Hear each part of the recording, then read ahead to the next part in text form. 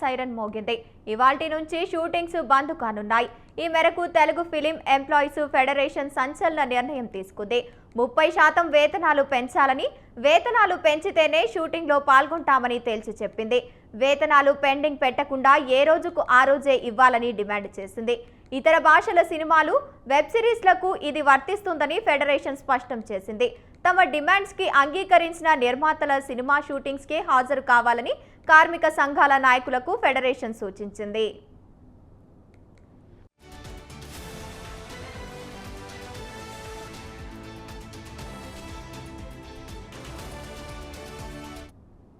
కార్మికుల వేతనాల విషయంపై గత కొన్ని రోజులుగా Telugu film employees federation, Telugu film chamber మధ్య చర్చలు జరుగుతున్నాయి.